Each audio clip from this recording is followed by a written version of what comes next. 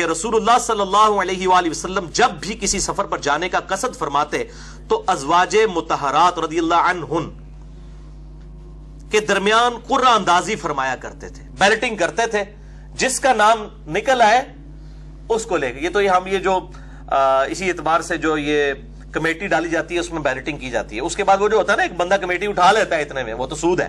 ویسے کمیٹی اتنی رقم میں لی جائے وہ تو ٹھیک ہے، اور یہ سنت ہے بیلٹنگ کرنا. تو آپ صلی اللہ علیہ وسلم اس بیوی کو ساتھ لے جایا کرتے تھے، پھر جس کا نام قرہ میں نکلتا اس زوجہ کو ساتھ لے جاتے.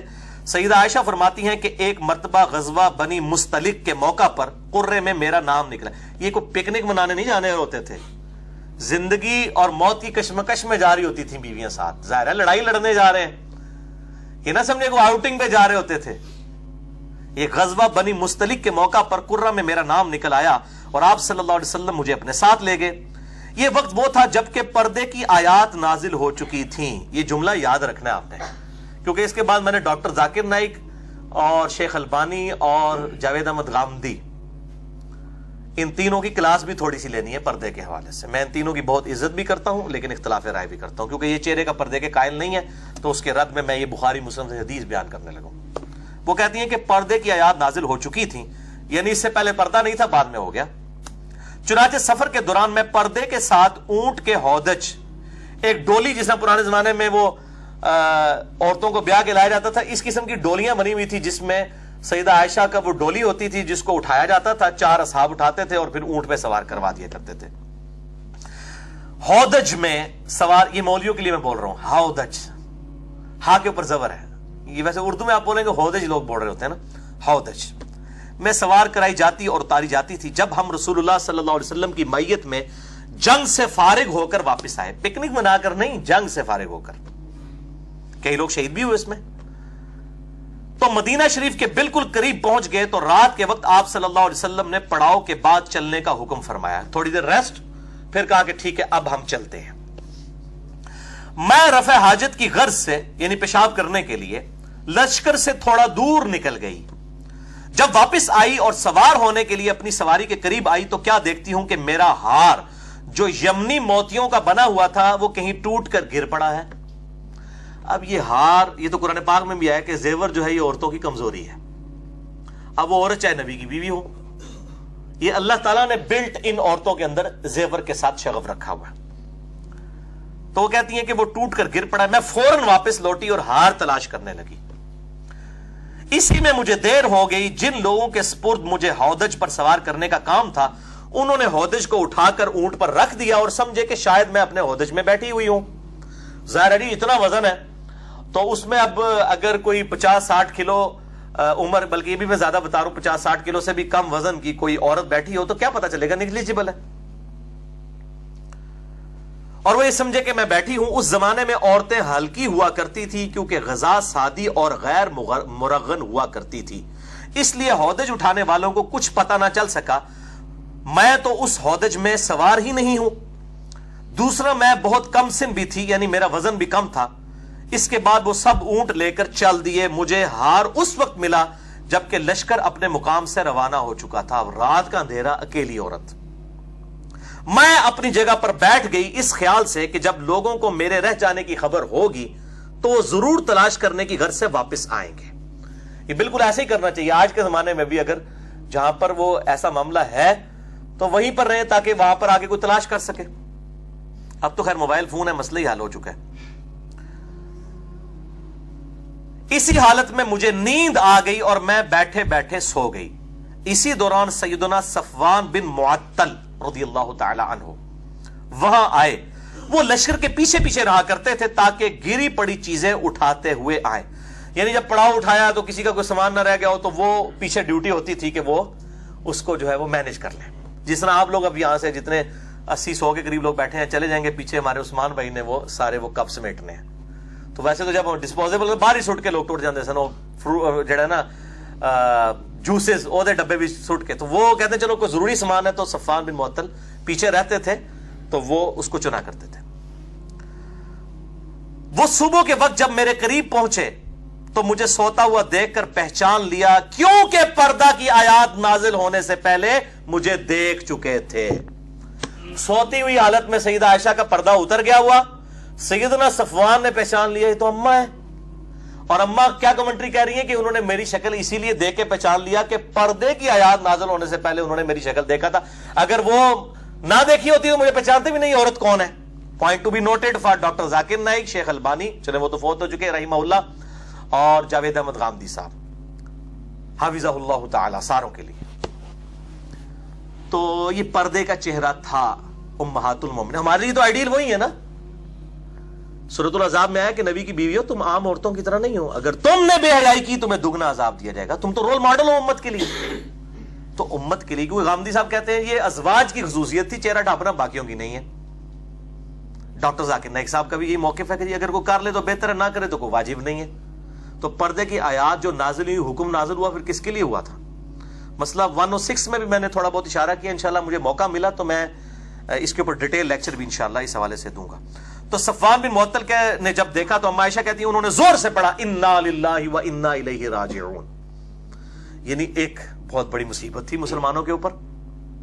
उनकी आवाज सुनकर मेरी आंख खुल गई। उन्होंने ऊंची आवाज में पढ़ा कि अम्मा जाग जाए, और मैंने अपनी चादर से फौरन अपना चेहरा छुपा लिया, यानी चेहरा छुपा लिया, इसमें चेहरे के अल्फाज मौजूद है। अच्छा, अल्लाह की कसम हम दोनों ने आपस में कोई बात तक नहीं की। आप जरा उस सहाबी की जो है इफ्फत और इस्मत को भी दाद दे, वरना वो कहते अम्मा जी तुसी पीछे रह गए हो, मैं जनाब हाजर तोड़ा गुलाम, इधर तो लोग बड़ी एफिशिएंसियां झाड़ते हैं जनाब, बेफिक्र वो कुछ नहीं होता, मैं जनाब उन्हें उठ लेके आया। कोई बात नहीं की। इस चीज को भी उन्होंने सईदा आयशा की इस्मत और इफ्फत के मुनाफी समझा। वो कहते हैं सिर्फ ये पढ़ा और मैं उठी और कोई बात नहीं की। अल्लाह की कसम हम दोनों ने आपस में कोई बात तक नहीं की, और ना ही मैंने उनसे सवाए इन्ना लिल्लाहि व इन्ना इलैहि राजिऊन के कोई और बात सुनी। ये इन्होंने आपस में कोई खुद कलामी भी नहीं की कि शुक्र है या अल्लाह मैंने भेजा, आपस में भी कोई बात नहीं की, उन्होंने अपने आप से भी कोई बात नहीं की। सफ़वान रज़ियल्लाहु ताला अन्हु अपनी सवारी से उतरकर इसके दस्तों पा को बांधने में मसरूफ हुए। फिर उन्होंने मुझे उस पर बैठने को कहा और मैं उस पर बैठ गई, यानी वो जानवर बिदक ना जाए, तो वो आप रज़ियल्लाहु ताला अन्हा उस पर सवार हो गई। सफ़वान यानी बिठाया, उसने ऊंट को नीचे बिठाया, तो फिर आप उसके ऊपर सवार हुई। सफ़वान आगे आगे ऊंट को खींचता हुआ चला, और हम दोपहर के करीब शिद्दत की गर्मी में लश्कर में पहुंच गए, और सब ठहरे हुए थे, यानी सब इंतजार कर, अभी मदीने में नहीं पहुंचे थे, रास्ते में इंतजार कर रहे थे।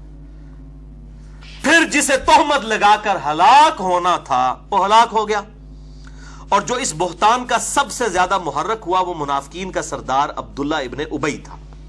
और वह इब्ने जुबैर कहते हैं कि मुझे मालूम हुआ है कि अब्दुल्ला इब्ने उबई के सामने जब भी इफ्क का जिक्र होता तो वो इसका इकरार करता था, और इस वाक़े को यानी झूठा वाक़या बना के सुनाया भी करता था।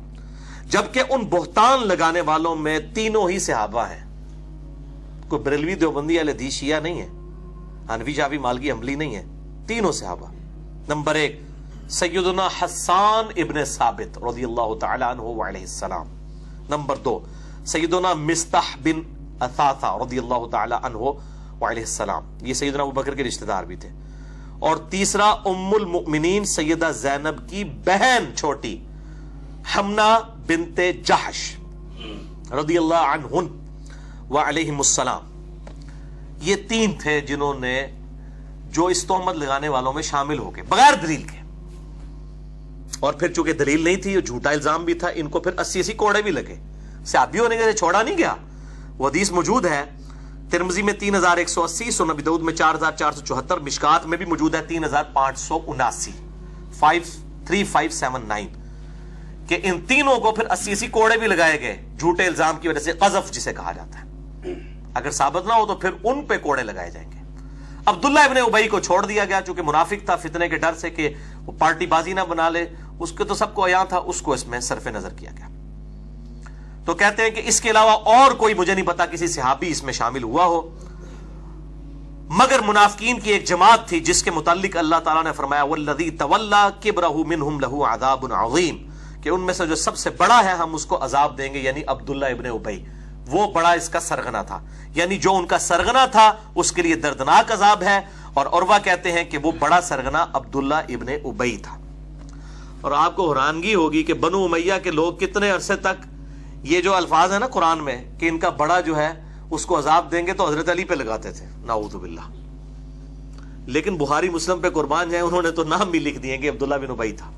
یہ جب انسان دشمنی پہ اتر آئے تو پھر انسان، جس طرح وہ مشرکین عرب کہا کرتے تھے، یہودی جو ہے وہ کہتے تھے کہ مسلمانوں سے تو مشرکین عرب بہتر ہیں. حالانکہ مسلمان تو حضرت موسیٰ کو بھی مانتے تھے، آسمانی دین کو مانتے تھے، مشرکین تو بت پرست تھے. لیکن جب کسی کا گیر الٹا لگ جائے، تعصب میں بغیم بینوں میں آ جائے تو پھر ان قسم کی بات کرتا ہے. جس طرح یہاں پہ بھی ہمارے جو بعض جو سخت قسم کے مولوی ہیں وہ کہتے ہیں جناب یہ جو بریلوی دیوبندی ہیں یہ تو مشرکین عرب سے بھی گئے گزرے. مشرکین عرب تو نبی صلی اللہ علیہ وسلم کو پیغمبر ہی نہیں مانتے تھے، نعوذ باللہ کتنے الفاظ ان کے لیے استعمال کرتے تھے. اور یہ تو پھر بھی نبی صلی اللہ علیہ وسلم کی عزت کرتے ہیں. اسی طریقے سے بریلوی جب بولنے پہ آتے ہیں وہ کہتے ہیں جی اہل حدیث تو جو ہے مشرکین عرب سے بھی گئے گزرے ہیں، وہ گستاخ رسول ہیں، یہ بھی گستاخ رسول ہیں. یعنی جس کا جو دل کرتا ہے نا وہ بولتا ہے. تو یہ میں نے ساتھ انصاف کا تقاضا تھا، چونکہ یہ تاریخ اسلام میں بہت یہ ملتا ہے کہ یہ بڑے شد و مد کے ساتھ پھر اللہ تعالیٰ نے ان کا زور ٹوٹا. اور وہ کہتے ہیں کہ اگرچہ سیدنا حسان بھی توبت لگانے والوں میں شامل تھے، مگر سیدہ عائشہ حسان کا برائی سے ذکر کرنا ناپسند کیا کرتی تھی، کیونکہ حضرت حسان نبی صلی اللہ علیہ وسلم کے لیے نعتیں کہا کرتے تھے. کیونکہ ان کا یہ شعر بھی سیدہ عائشہ کو بڑا پسند تھا. حسان ابن ثابت نے ہی کہا فَإِنَّ أَبِي وَوَالِدَهُ وَعِرْضِي لِعِرْضِ مُحَمَّدٍ صلی اللہ علیہ وسلم، کہ بے شک میں، میرے ماں باپ، میری عزت اور آبرو سب نبی صلی اللہ علیہ وسلم کی عزت کے لیے قربان ہے. تو یہ نعت کے والے سے بخاری مسلم میں بھی حدیثیں موجود ہیں حسان ابن ثابت کے بارے میں. مسئلہ نمبر 56 میں نے ریکارڈ کروائی ہیں وہ احادیث. بہرحال سیدہ عائشہ فرماتی ہیں میں مدینہ میں 1 مہینہ تک بیمار رہی اور لوگوں میں تہمت کے متعلق بات چیت ہوتی رہی اور میرا شک بڑھتا رہا. اب سیدہ عائشہ کو کسی نے نہیں بتایا کہ جی آپ کے خلاف اس طرح کا طوفان کھڑا کر دیا. کہتی ہیں میرا شک بڑھتا گیا اور قدرے اس وجہ سے زور پیدا ہوا کہ میں نے رسول اللہ صلی اللہ علیہ وسلم کو اس بیماری میں پہلے کی طرح مہربان نہیں دیکھا تھا. آپ صلی اللہ علیہ وسلم اندر تشریف لاتے اور صرف اتنا دریافت فرما کر چلے جاتے کہ عائشہ آپ کیسی ہو. آپ صلی اللہ علیہ وسلم کے اس طرز عمل سے میری بیماری میں اضافہ ہوتا گیا اور مجھے اس طوفان کی کوئی خبر ہی نہیں تھی. جب مجھے کچھ صحت ہوئی تو میں مستح کی ماں کے ساتھ رفع حاجت کے لیے باہر گئی. یعنی وہاں پہ ٹوائلٹ اٹیچ بات تو نہیں ہوا کرتے تھے، عورتیں بھی رات کے وقت میں اور ٹوائلٹ بھی جانے کی ٹائمنگ ہوا کرتی تھی. یہ بے ٹائمے کھانے آج کل کے انہوں نے تو ہر ٹائم ٹوائلٹ لگا دیے، بلکہ بعض لوگ تو وہ مطلب بار بار ٹوائلٹ جا رہے ہوتے ہیں جب بھی کوئی نماز کا ٹائم ہے. تو یہ اس لیے کہ بے وقتہ کھانا ہے، اس وقت تو ٹائمنگ ہوتی تھی. ابھی بھی جو لوگ کھانا ٹائمنگ پہ کھاتے ہیں وہ ٹائمنگ کے اوپر ہی ٹوائلٹ والا ایشو ان کے ساتھ ہوتا ہے. اس سے مراد یعنی بڑے پیشاب کی میں بات کروں، چھوٹے پیشاب والا تو اتنا ایشو نہیں ہوتا تھا. تو وہ کہتی ہیں کہ اس وقت ہم لوگ باہر جایا کرتے تھے. تو اب وہ کہتی ہیں کہ میں مستح کی ماں، یعنی جو تہمت لگانے والا صحابی تھا اس کی ماں کے ساتھ ہی باہر جا رہی تھی. اب حضرت عائشہ کو تو پتہ نہیں تھا کہ اس کے بیٹے نے ہی کام ڈالا ہوا ہے. رفع حاجت کے لیے گئی اور ہم ہمیشہ راتوں کو جایا کرتے تھے. یہ اس وقت کی بات ہے جبکہ ہمارے گھروں کے قریب بیت الخلاء نہیں ہوتے تھے اور ہم بھی عربوں کی عادت قدیمہ کی طرح اس کام کے لیے جنگل میں جایا کرتے تھے، کیونکہ گھروں میں بیت الخلاء بنانے سے ہمیں تکلیف ہوتی تھی، یعنی بدبو کی وجہ سے ہم اس کو پسند نہیں کرتے تھے. ظاہر ہے اس وقت سیوریج کا سسٹم نہیں تھا، تو ظاہر ہے وہ جس طرح آج مطلب ہم نے تو اپنی یعنی بچپنے میں یہ چیزیں دیکھی ہیں کہ عورتیں وہ صفائی کرنے والی گھر سے سب کچھ اٹھا کے لے جایا کرتی تھی جب تک یہ سیوریج والا سسٹم نہیں تھا. تو اس زمانے میں بھی پھر ظاہر ہے گھر سے بدبو اور پھر بندہ لگوانا، ذمہ داروں کو ارینج کرنا یہ بڑا ایک ایشو تھا، تو اس لیے وہ لوگ باہر جایا کرتے تھے. ابھی بھی میرا خیال ہے کے پی کے اندر، کیوں جی کے پی کے اندر رواج موجود ہے، ابھی بھی لوگ جو ہے وہ باہر جا کے اس طرح کے معاملات کرتے ہیں. اچھا، تو وہ کہتے ہیں کہ ہم لوگ جایا کرتے تھے باہر. میں اور مستح کی ماں جو کہ ابی رحم بن عبد المطلب بن عبد مناف کی بیٹی تھی اور اس کی ماں صخر بن عامر کی بیٹی تھی اور وہ میرے والد سیدنا ابوبکر کی خالہ تھی اور مستح بن ثاثہ ان کا بیٹا تھا، یعنی سیدنا ابوبکر کی خالہ کا بیٹا رشتے میں. دیکھو یعنی گھر والا، اور اس کا وظیفہ حضرت ابوبکر نے لگایا ہوا تھا. یہ وہ تھا کہ جو حضرت ابوبکر کے ٹکڑوں میں پال رہا تھا. ظاہر اللہ نے سبب بنایا ہوا تھا، سیدنا ابوبکر اس کے لیے وظیفہ لگایا ہوا تھا غربت کی وجہ سے. تو کہتے ہیں کہ میں اس کی ماں کے ساتھ جب رفع حاجت سے فارغ ہو کر لوٹنے لگے تو راستے میں مستح کی ماں کا پاؤں چادر میں الجھا تو وہ گر پڑی. تو وہ اپنے بیٹے مستح کو برا کہنا شروع ہو گئی کہ تیرے ستیہ ناس ہو جائے. یہاں بھی عورتوں کی یہ عادت ہوتی ہے نا، کوئی اس قسم کی ایمرجنسی ہوئی، کوئی کسی کو کوئی انگلی پہ لگ گئی تو وہ وہ گری نہ تو اس نے اپنی ماں اپنے بیٹے کو کہا تیرا بیڑا غرق ہو جائے مستا، تیرا وہ بال میرے تے پیا میں ڈگی ہے نا تیری وجہ نال، تو جڑا پٹھا کام کیتا ہے، یہ اصل میں تھا بیچ میں۔ اب اما عائشہ کہتی ہے میں نے کہا ارے تم مستا کو کیوں بری کہہ رہی ہو، گری تو خود ہو، وہ تو جنگ بدر کا صحابی ہے۔ لو جی بدری صحابی، یہاں لوگ کہتے ہیں صحابہ معصوم ہے، وہ بھائی انسان تھے، غلطی ہو سکتی ہے، اس سے بڑی کوئی غلطی ہے کہ اما عائشہ کے اوپر تہمت لگا دی؟ صحابہ معصوم نہیں تھے، انسان تھے، اور ہم تو ان کی جوتیوں کی خاک کے برابر بھی، لیکن ان کو پیغمبروں کا درجہ تو نہ تھے۔ جو میں نے پچھلی دفعہ بتایا کہ شیخ البانی نے حدیث حوض کے اوپر لکھا ہے کہ شیعہ 12 اماموں کو معصوم مانتے ہیں، اور سنی جو ہے وہ سارے صحابہ کو معصوم مان کے شیعوں والا ہی کام کر رہے ہیں۔ احترام کریں، غلطی اپنی جگہ، معصومیت صرف انبیاء والی ہے، اور انبیاء کی بھی معصومیت کا وہ عقیدہ نہیں ہے جو پبلک میں ہے۔ میں نے عصمت انبیاء پہ پورا لیکچر دیا، مسئلہ 88A اور B۔ انبیاء سے لغزشیں ہوئی ہیں، غلطیاں ہوئی ہیں، گناہ نہیں ہوئے، لغزشیں غلطیاں ان سے بھی ہوئی ہیں، قرآن میں ریکارڈ ہوئی ہیں۔ حضرت آدم علیہ السلام کی غلطی، حضرت یوسف علیہ السلام، موسیٰ علیہ السلام، نوح علیہ السلام، ابراہیم علیہ السلام، ایون ہمارے نبی صلی اللہ علیہ وسلم کے کیس میں بھی 3 چیزیں بیان ہوئی قرآن کے اندر۔ عصمت انبیاء کے عقیدے پہ شبہات کا تحقیقی جائزہ، مسئلہ نمبر 88A اور B اہل سنت پاک.com پہ ریکارڈ ہے۔ وہ کہتے ہیں کہ جی اس نے اپنے بیٹے کو برا کہنا شروع کیا۔ میں نے کہا مستہ کو برا کہہ رہی ہو جبکہ وہ جنگ بدر کا صحابی ہے۔ انہوں نے کہا اللہ کی بندی عائشہ تم نے مستہ کی بات نہیں سنی، اس نے کیا بات کی ہے؟ تو اس نے ساری بات بیان کر دی جس سے میری بیماری دگنی ہو گئی۔ سیدہ عائشہ پہلے ہی بیمار، اوپر سے یہ صدمہ۔ اب ان کو فلم چلنا شروع ہو گئی، اچھا یہ جو حضور صلی اللہ علیہ وسلم بھی میرے ساتھ اتنا التفات نہیں فرما رہے، تو یہ تو نبی صلی اللہ علیہ وسلم کے دل میں بھی یہ بات بیٹھ گئی ہوئی ہے، اور وہ آگے آئے گا، اتنے سخت الفاظ ہیں سیدہ عائشہ کے۔ تو میں گھر آئی اور آپ صلی اللہ علیہ وسلم گھر میں آئے، تو آپ صلی اللہ علیہ وسلم نے دور ہی سے سلام کے بعد مجھ سے پوچھا، اب تو پوری فلم چلی ہوئی تھی، سیدہ عائشہ نے کہا اچھا انہوں نے سمجھ لگ گئی ہے، دل ہی دل میں انہوں نے کہا، مجھ سے پوچھا فرمایا کیسی ہو؟ میں نے عرض کیا کہ مجھے میرے ماں باپ کے گھر جانے کی اجازت دے دیں۔ اب یہ انڈیکیٹر تھا، ورنہ ایک محبوب بیوی اپنے خاوند سے کہہ رہی ہے میں اپنے ماں پیوں نے مل آواں، تو سوچے گا بھی خیریت ہے، کس لیے جانا ہے، کتنے دنوں بعد آؤگی؟ سیدہ عائشہ کہتی میں اس لیے جانا چاہ رہی تھی، میں جا کے ادھر جا کے پوچھوں اپنے ماں باپ سے کہ یہ جو طوفان کھڑا ہوا ہے تو تسی لوگ پہ کر دیو، میں تو اڈی بچی ہیں۔ تو نبی صلی اللہ علیہ وسلم نے، میرا خیال تھا کہ میں ان کے پاس جا کر اس بات کی تحقیق کروں، تو آپ صلی اللہ علیہ وسلم نے مجھے فوراً اجازت دے دی، کوئی آپ نے نہیں روکا۔ میں گھر آئی اور اپنی ماں سے کہا کہ ماں یہ لوگ کیا باتیں کر رہے ہیں؟ تو ماں سادیاں ماں انہوں نے کہا بیٹی تم اس کا بالکل غم مت کھاؤ۔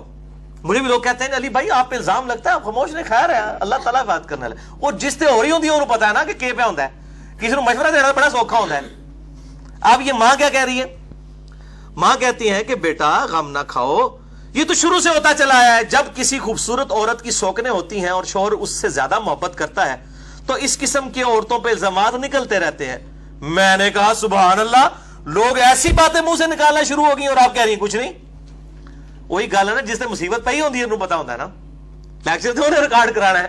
انجینئر محمد علی مرزا پر 10 جھوٹے الزامات کا تحقیقی جائزہ، وہ جو تکلیف سے گزرا ہوتا ہے اس کو پتا ہوتا ہے۔ خیر میں رات بھر روتی رہی اور صبح ہو گئی، نہ آنسو تھمے نہ ہی نیند آئی پوری رات۔ جب وہی الہی آنے میں دیر لگی تو رسول اللہ صلی اللہ علیہ وسلم نے سیدنا علی رضی اللہ تعالیٰ عنہ اور سیدنا اسامہ کو بلایا، یہی 2 حضور کے لاڈلے سے آپی تھے۔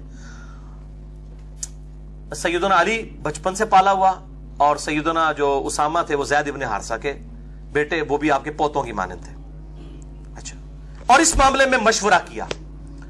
اسامہ جو ازواج مطہرات کی پاک دامنی سے واقف تھے کہنے لگے یا رسول اللہ صلی اللہ علیہ وسلم، عائشہ تو آپ صلی اللہ علیہ وسلم کی بیوی ہے، ان کو اپنے پاس رکھیے، میں ان میں کوئی برائی نہیں دیکھتا، وہ نیک اور پاک دامن عورت ہے۔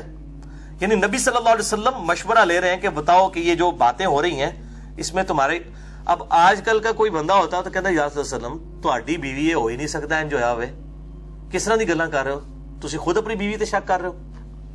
لوگ تو اس طرح کی باتیں کرتے ہیں، فوراً ہی مطلب لوگ جو ہے نا فضائل بیان کرنا شروع کر دیتے ہیں، لیکن ان کو پتا تھا کہ انسان تو انسان ہے، غلطی کا پتلا ہے، اور نبی صلی اللہ علیہ وسلم اگر پوچھ رہے ہیں تو ہمیں اب ان کے بارے میں صحیح کامنٹس دینے چاہیے جو ان کا کریکٹر ہے۔ اچھا، اس کے بعد نبی صلی اللہ علیہ وآلہ وسلم نے سیدنا علی سے پوچھا تو سیدنا علی نے عرض کیا یا رسول اللہ صلی اللہ علیہ وسلم آپ کے لیے عورتوں کی کوئی کمی ہے؟ اور بھی اور بہت سی عورتیں موجود ہیں، آپ ان سے نکاح کر سکتے ہیں۔ اب اس بات کو نا لوگ کہتے ہیں جی سیدنا علی نے بغض کا اظہار کیا ہے اما عائشہ کے ساتھ۔ بھئی یہ ان کا بغض نہیں تھا، یہ نبی صلی اللہ علیہ وسلم سے ان کی انتہا درجے کی عقیدت تھی۔ انہوں نے قطعاً نہیں کہا کہ عائشہ اس طرح کی ہے یا اس نے یہ کیا ہے، انہوں نے کہا یا رسول اللہ علیہ وسلم آپ نے ایک بیوی کے پیچھے اتنی ٹینشن لی ہے، اتنی عورتیں اور موجود ہیں آپ کے لیے۔ اور واللہ اللہ تعالیٰ نے قرآن حکیم میں سیدنا علی کی توثیق کر دی ہے قیامت تک کے لیے۔ میں نازبیوں کو پھکی دے رہا ہوں جو علی سے بغض رکھتے ہیں اور کہتے ہیں جی علی عائشہ سے بغض رکھتے، نعوذ باللہ۔ علی بھی جو اللہ تعالیٰ بھی عائشہ سے بغض رکھتے تھے۔ واقعہ ایلا جو بخاری مسلم میں ہے، جو سورہ الاحزاب اور سورہ تحریم کے اندر اس کی ڈیٹیل موجود ہے کہ نبی صلی اللہ علیہ وسلم سیدہ عائشہ اور حفصہ نے جو آپ صلی اللہ علیہ وسلم کے ساتھ بدتمیزی کی، جو قرآن میں بھی آیا سورہ تحریم سورۃ الاحزاب میں، حتیٰ کہ طلاق تک نوبت آ گئی، آپ صلی اللہ علیہ وسلم کو کہا گیا طلاق دیں ان دونوں کو۔ میں نے پورا مسئلہ نمبر 105 جنید جمشید پہ گستاخی کے الزام کا تحقیقی جائزہ، اس میں یہ حدیث ایلا بیان کی ہے۔ آج محل نہیں ہے ورنہ تو 1-1.5 گھنٹہ لگ جائے۔ اس حدیث میں بھی آپ صلی اللہ علیہ وسلم کی ناراضگی اور اس کی تسلی میں جب سورہ تحریم کی آیات نازل ہوئیں تو عائشہ اور حفصہ کو کہا گیا تمہارے دلوں میں ٹیڑھ پن آ گیا ہے، رجوع لاؤ، توبہ کرو، اور اگر تم ہمارے نبی کے ساتھ یہ سلوک کرو گی تو یہ یاد رکھو اللہ تعالیٰ ان کو اور عورتیں دے گا اگر وہ تمہیں طلاق دے دے۔ پھر اللہ تعالیٰ نے ان بیویوں کی خوبیاں گنوائیں کہ اگر اے نبی صلی اللہ علیہ وسلم آپ عائشہ اور حفصہ کو طلاق دے دے تو ہم آپ کو مسلم، مؤمن، تابع فرمان، توبہ کرنے والی، عبادت گزار، روزہ دار اور کنواریاں اور عورتیں عطا فرما دیں گے۔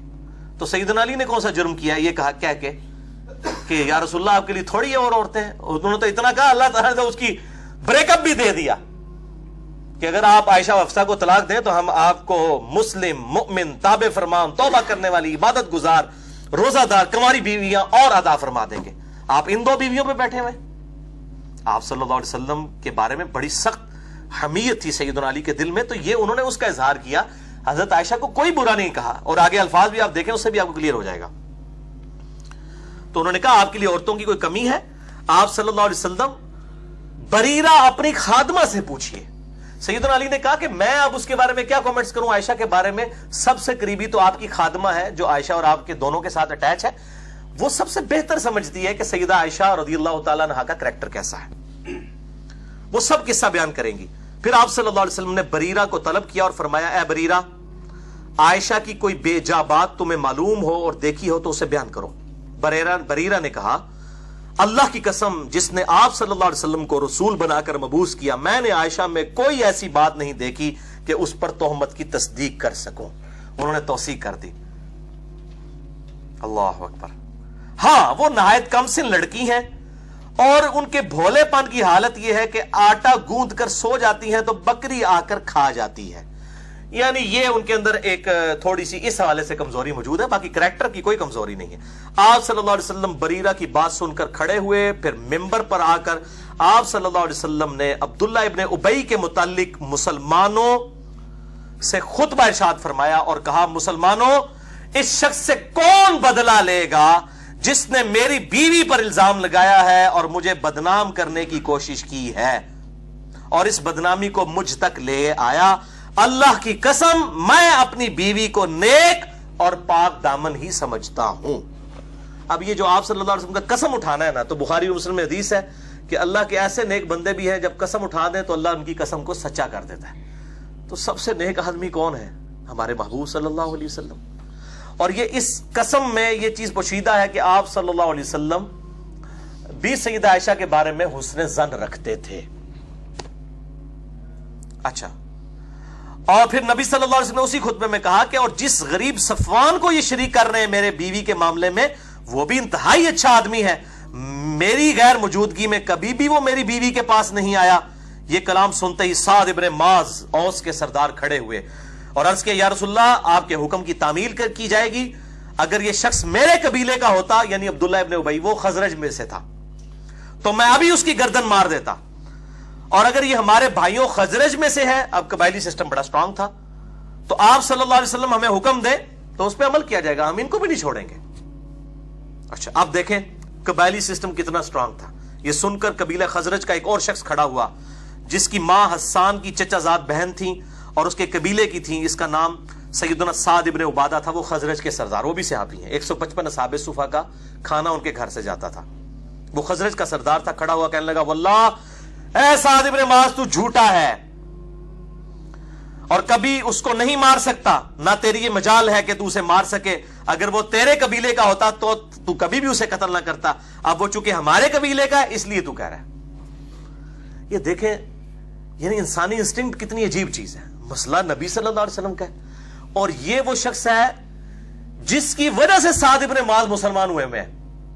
سعد ابن عبادہ پہلے مسلمان ہوئے ہیں، خزرج کے سردار، ان کی دعوت سے سعد ابن معاذ مسلمان ہوئے ہیں جو غزوہ خندق کے اوپر شہید ہو گئے، ان کے تیر لگا کے، اور وہی زخم جو ہے وہ آگے ان کی شہادت تک چلا گیا۔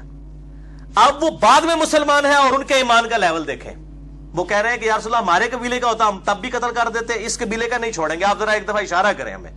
اور دوسرے قبیلہ خزرج کا سردار صحابی ہے سعد ابن عبادہ، کہہ رہے ہیں ہاں سعد اس لیے تو کہہ رہے، دونوں کا نام سعد ہی ہے، سعد ابن معاذ اور کیوں سعد علی سعد ابن معاذ اور سعد ابن عبادہ۔ ایک تیسرے صحابی بھی ہے سعد، میں نے اپنے بیٹے کا نام بھی سعد رکھا ہے، سعد ابن ابی وقاص رضی اللہ تعالی عنہم اجمعین وعلیہم السلام۔ تو وہ دونوں سعد ہیں اور وہ دونوں اس طرح جب کر رہے تو نبی صلی اللہ علیہ وسلم نے جب یہ معاملہ دیکھا، اسی دوران اسید بن حزیر کھڑے ہوئے، یعنی اوس کے ایک اور سردار تھے جو سعد ابن معاذ کے چچا زاد بھائی تھے، وہ کہنے لگے اللہ کی قسم ہم اسے ضرور قتل کریں گے، اے سعد ابن عبادہ تو منافق ہے اور منافقوں کی حمایت کرتا ہے، حالانکہ وہ صحابی تھے۔ یہ تھی نبی صلی اللہ علیہ وسلم سے محبت صحابہ کی، انہوں نے کہا سعد تم منافق ہو چکا ہے، حالانکہ یہ شخص پہلے نیک تھا مگر اب اپنی قوم کی حمایت کر رہا ہے۔ انہوں نے کہا تو ہے بندہ نیک صاحب پر ہون تیری قوم آگے آ گئی ہے۔ اور یہی ہوا آپ صلی اللہ علیہ وسلم کی وفات کے بعد، یعنی وہ بنو امیہ اور بنو ہاشم کی وہ چیزیں سامنے آ گئیں جس کی وجہ سے سیدنا علی کی خلافت ماننے سے ان لوگوں نے انکار کیا۔ وہی قبائلی تعصب اتنا زیادہ تھا، یہ تو آپ صلی اللہ علیہ وسلم کی نبوت کی برکت تھی کہ وہ دب گیا۔ حالانکہ یہ شخص پہلے نیک تھا مگر اپنی قوم کی حمایت کر رہا تھا۔ اس گفتگو کے بعد اوس اور خزرج دونوں قبیلوں کے لوگ کھڑے ہوئے اور لڑنے پر مستعد نظر آئے۔ دو اور کھلو گے ان کے تک لینے تو انو ایسی تیسی، اور نبی صلی اللہ علیہ وسلم سامنے موجود ہے۔ اچھا، اور رسول اللہ صلی اللہ علیہ وسلم ممبر سے ان کو خاموش کرواتے رہے، آخر وہ خاموش ہو گئے۔ اب یہ آپ صلی اللہ علیہ وسلم کا معجزہ تھا، ورنہ اس قبائلی سسٹم میں آپ امیجن بھی نہیں کر سکتے۔ اس ٹائم ایسی ان کی کیفیت دماغ کی ہو جاتی تھی قبیلوں کی کہ وہ کسی کی نہیں سنتے تھے۔ تو بہرحال آپ صلی اللہ علیہ وسلم کی بات سنی اور بیٹھ گئے۔ اب ظاہر اب آگے کیا آپ سے بات کرتے، جو معاملات بگڑ جانے تھے۔ آپ صلی اللہ علیہ وسلم ممبر سے اتر آئے۔ سیدہ عائشہ فرماتی ہیں کہ میں تمام دن رات روتی رہی، نہ آنسو تھمتے تھے نہ نیند آتی تھی، اور میرے ماں باپ بھی کبیدہ خاطر تھے۔ میں 2 دن تک برابر روتی رہی، نہ آنسو تھمے اور نہ نیند آئی۔ 48 گھنٹے اندازہ کریں۔ اور میں سمجھنے لگی کہ اب تو میرا کلیجہ پھٹ جائے گا۔ ماں باپ میرے پاس موجود تھے، اتنے میں انصار کی ایک اور عورت اجازت لے کر میرے پاس آئی اور وہ بھی رونے لگی۔ یعنی وہ عورتیں بھی آپ کو پتہ کٹھی ہو جاتی ہیں، پھر بڑا افسوس ہے جناب جو کچھ ہوا ہے تھوڑے نال، تو وہ بھی آ کے رونا شروع کر دیا۔ یہاں تو عورتوں کی حالت ہے 40 دن بعد بھی آ کے تو رونا شروع کر دیتی ہیں گھر والوں کو، وہ بھی رونے لگ پڑی۔ اچھا، مجھے اس کا نام معلوم نہ ہو سکا۔ آخر نبی صلی اللہ علیہ وسلم بھی میرے گھر تشریف، یعنی میں کہ خود آپ صلی اللہ علیہ وسلم ابوبکر کے گھر تشریف لائے، سلام کے بعد میرے پاس بیٹھ گئے، ورنہ ابھی تک اس دن سے پہلے 1 مہینے تک آپ میرے پاس بیٹھے بھی نہیں تھے۔ آپ صلی اللہ علیہ وسلم کے دل میں اس حوالے سے اتنا قلق تھا۔ اس دن آ کے پاس بیٹھے، تہمت کے بعد 1 مہینے تک آپ صلی اللہ علیہ وسلم ٹھہرے رہے، میرے بارے میں کوئی وحی آپ پر نازل نہیں ہوئی۔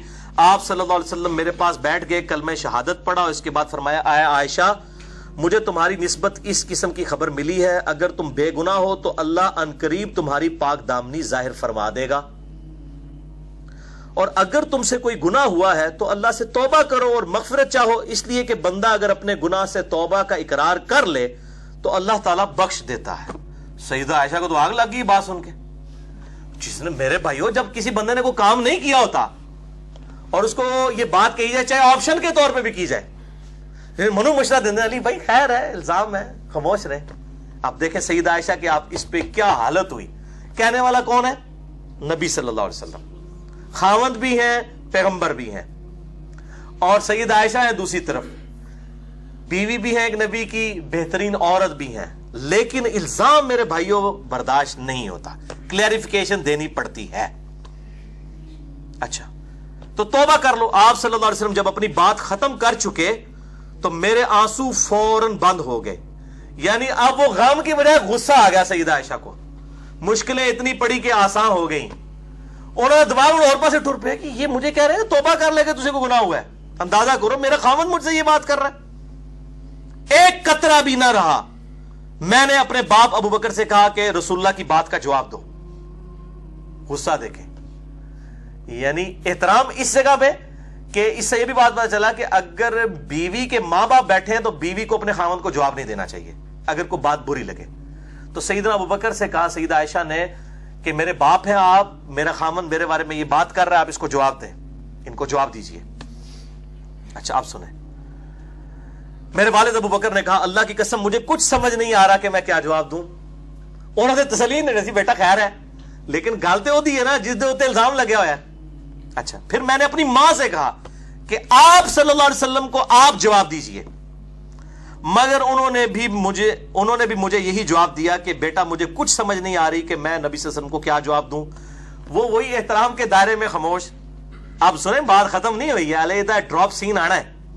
جب میں نے اپنے ماں باپ کو عاجز دیکھا تو میں نے خود رسول اللہ کو جواب دینا شروع کر دیا۔ اب آپ ذرا جواب سنیں، جواب آپ سنیں گے آپ حیران ہو جائیں گے۔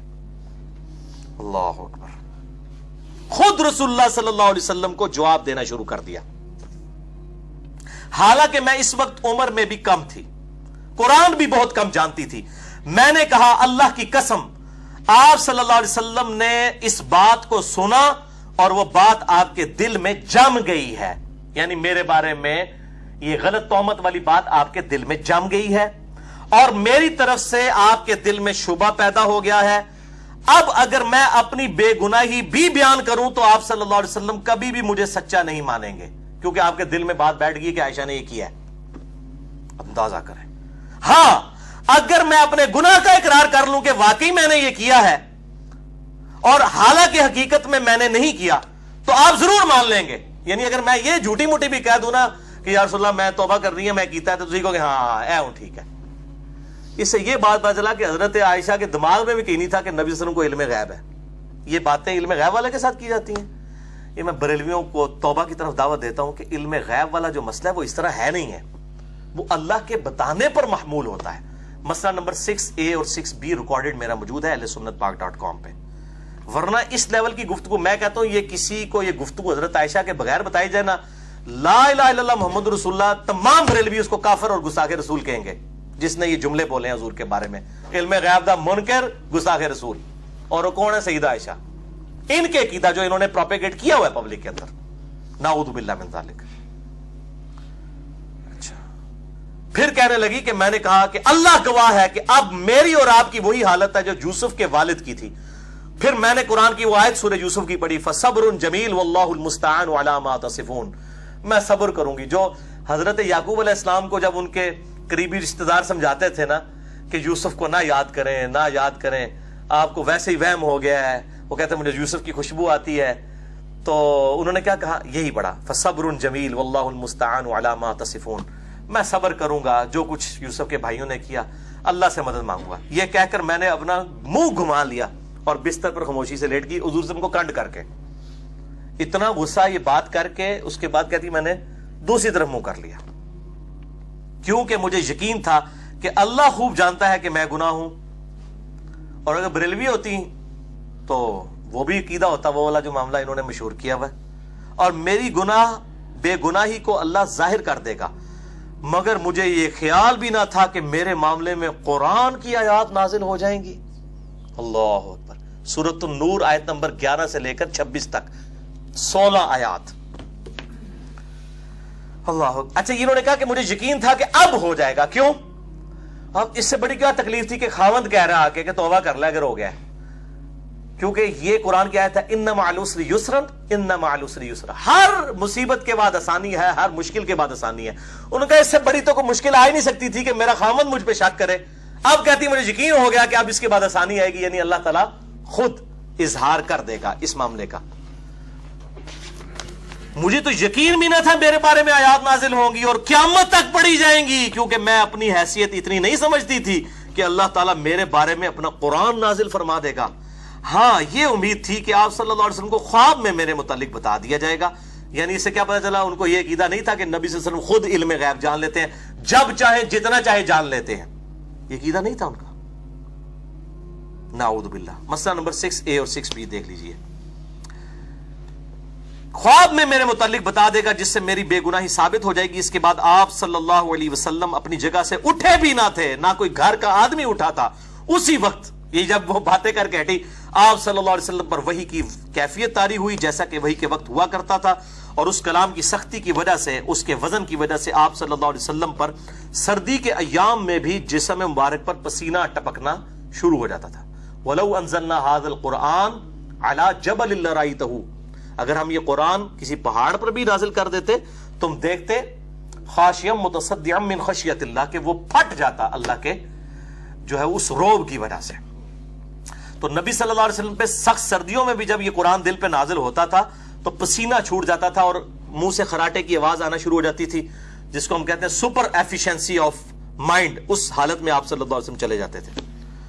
جب وحی کی حالت گزر چکی تو آپ صلی اللہ علیہ وسلم نے تبسم فرمایا اور سب سے پہلے یہ بات ارشاد فرمائی، عائشہ اللہ نے تمہاری پاک دامنی بیان فرما دی ہے۔ میری ماں نے ماں ٹھنڈیاں چھاواں، میری ماں نے فوراً کہا عائشہ اٹھو، فوراً آپ صلی اللہ علیہ وسلم کا شکریہ ادا کرو۔ ماما بیچاری بولیاں، میں نے کہا اللہ کی قسم میں رسول اللہ کا شکریہ ادا نہیں کروں گی، بلکہ میں اپنے رب کا شکر ادا کروں گی جس نے میری برات کا اعلان کیا۔ آپ تو تھوڑی دیر پہلے تک میرے پہ شک کر رہے تھے، میں آپ صلی اللہ علیہ وسلم کا شکر کیوں ادا کروں؟ یہ اس کی ٹرانسلیشن ہو رہی ہے، سیم الفاظ ہے، پورا سن چکے ہیں۔ میں اللہ کا شکر ادا کروں گی جس نے میرے خاوند کا دل میرے بارے میں صاف کیا، آیات نازل کی۔ اچھا نبی صلی اللہ علیہ وسلم بیٹھے تھے، انہوں نے نہیں کہا تو گستاخی کر دیتی ہے، پوائنٹ ٹو بی نوٹڈ، ورنہ تو کہنا چاہیے تھا نا۔ ویسے آج کل کے مولوی ہو تو وہ فوراً 302 جا کے وہ کون سی ہے جی وہ 295B لگوا دیتے سیدہ عائشہ کے اوپر، نعوذ باللہ من ذالک۔ بالکل ان منوسوں کا تو ایک عقیدہ ہے کہ گستاخ رسول کی توبہ بھی قبول نہیں ہے۔ یہ ابن تیمیہ نے جو ٹیکہ لگا دیا نا کہ جی گستاخ رسول کی توبہ ہی نہیں ہے، چاہے وہ توبہ کر بھی لے، مشرک کی توبہ ہے اگر توبہ کر لے، گستاخ رسول کی نہیں ہے۔ یہ ٹیکہ ایسا لگا ہے، بریلوی، دیوبندی، اہل حدیث، شیعہ چاروں نے یہ ٹیکہ لگوا کے اپنا دماغ خراب کر لیا۔ میں نے ان کے رد پہ مسئلہ نمبر 49 ریکارڈ کروایا، گستاخ رسول کی سزا اور گستاخانہ فلم اور کارٹون کے اوپر، کہ کس منطق سے آپ نے نکالا کہ گستاخ رسول کی توبہ نہیں ہے؟ توبہ تو بھائی موت کے غرقنے سے پہلے پہلے جامعہ ترمذی میں حدیث ہے کہ توبہ قبول ہے۔ شرک سے بڑا کون گستاخ ہو سکتا ہے؟ شرک اللہ کی گستاخی ہے، وہ بھی توبہ قبول ہے۔ گستاخ رسول اگر کسی سے ہو بھی جائے قبول ہے اگر وہ توبہ کر لیتا ہے۔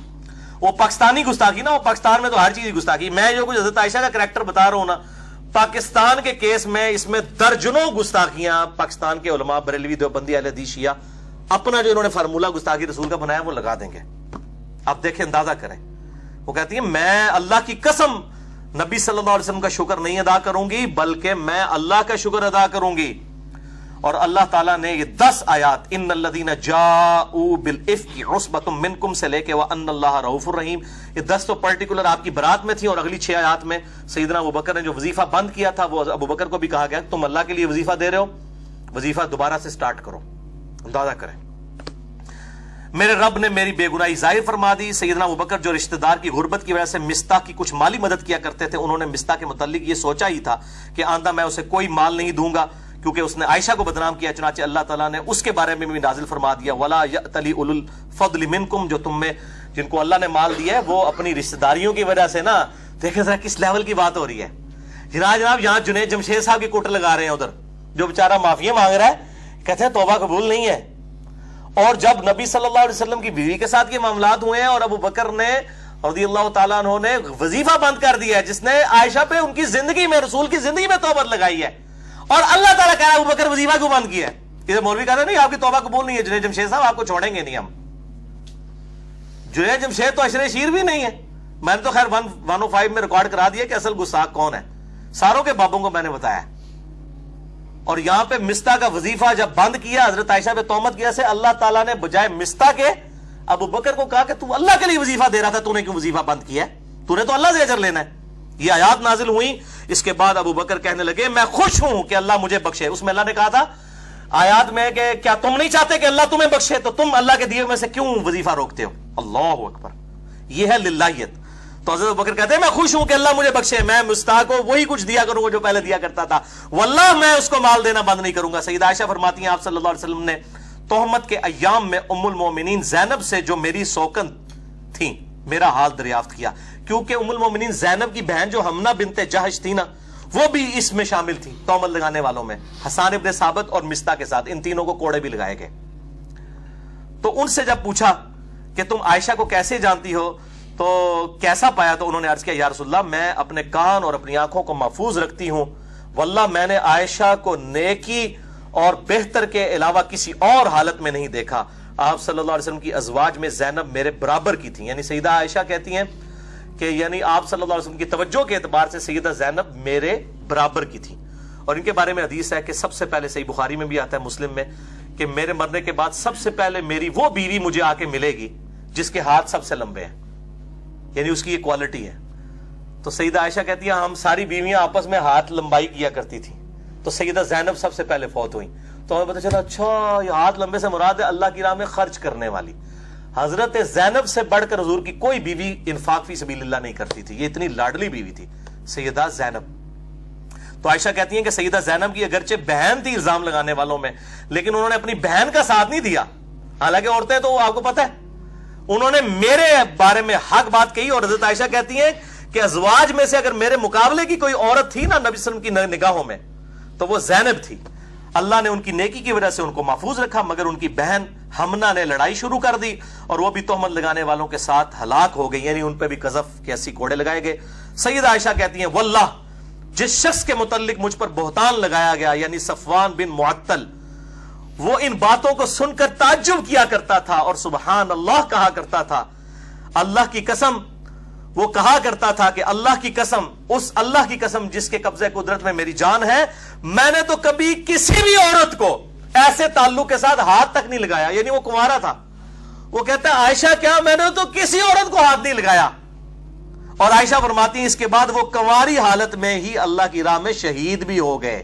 یہ بھی حضرت عائشہ پر اللہ کی کرامت ہوئی کہ جس مرد کے ساتھ ان کو نعوذ باللہ جوڑا گیا اس حوالے سے صفوان بن معطل, اللہ تعالیٰ نے اس کی قسمت میں کوئی عورت رکھی نہیں.